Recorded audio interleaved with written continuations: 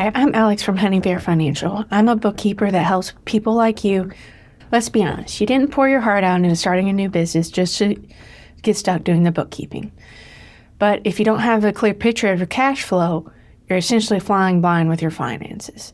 That kind of uncertainty is a massive source of stress, and it causes you to miss out on key opportunities for growth. I'm a bookkeeper that helps people like you stay on track, create reports, do their budgeting. Today, I wanted to go over a few steps that I recommend for you if you're doing your own bookkeeping. First things first, this one is completely non-negotiable. You must separate your business and your personal.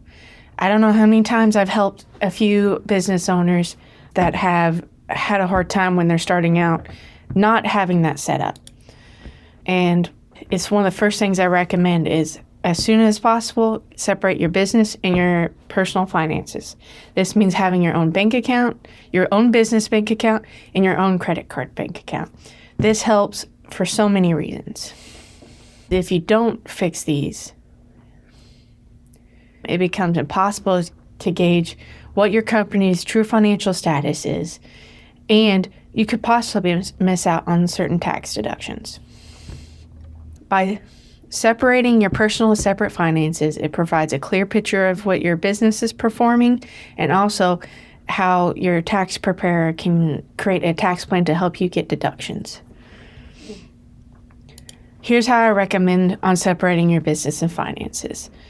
Open a business-specific checking account, and you can do a savings account, but usually business checking account and then a business credit card.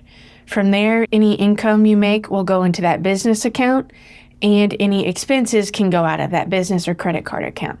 This helps with tracking and keeping it nice and clean and clear on what is businesses and what is personal. I've recently been working with a client that did not have this initially separated, and it was very challenging when they were trying to get me the information I needed to help them to get their books ready so their tax preparer could do what they needed to do by the time the tax season came around.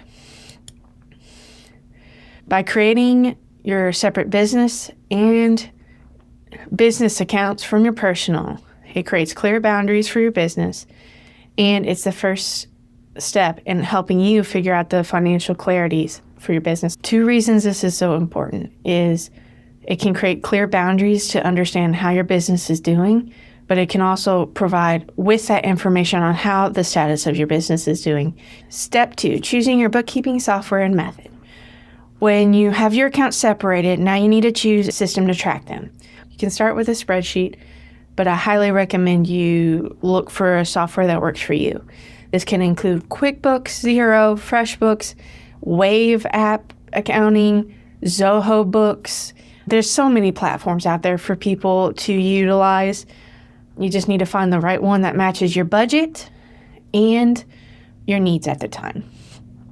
The important part of these platforms is that they're supposed to help you save time, minimize errors, and automate repetitive tasks. Once you pick out the software, then you need to know, are you a cash basis or accrual basis? The cash method records money only when it actually enters or leaves your account, where the accrual method records income when earned and expenses when they incur, even if the cash hasn't moved out of the account yet.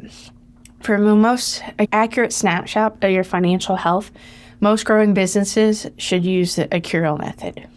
Step 3, record and categorize every transaction.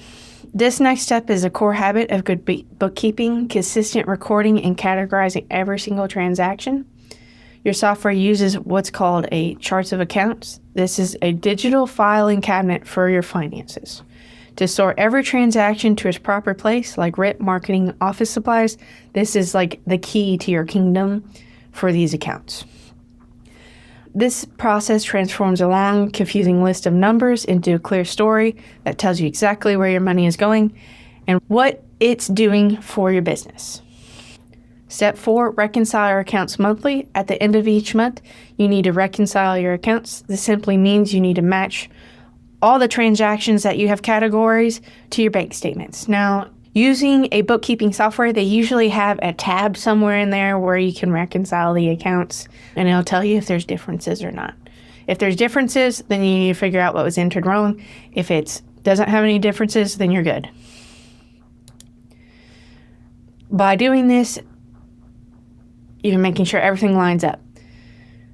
This is important because it's like a financial safety net. It'll catch any data entry errors, find any missing transactions, or even spot potential fraud before these issues spiral into major problems. This simple monthly habit guarantees your financial data and is always accurate and trustworthy. And even if you're not using a software, you still want to reconcile your accounts. The final step, generate your financial reports.